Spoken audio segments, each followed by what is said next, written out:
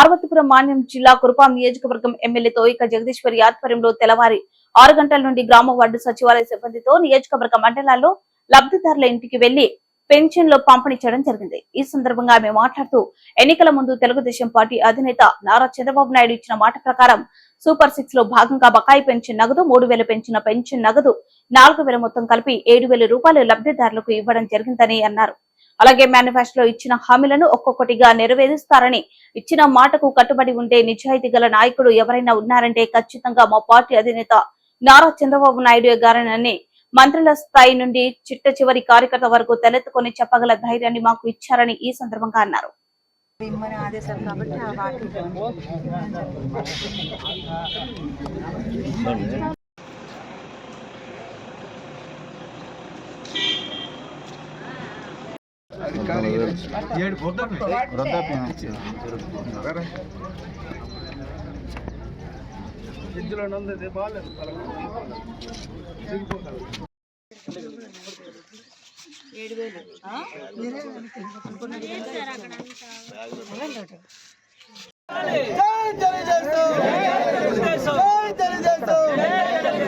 మాట తప్పని నాయకుడు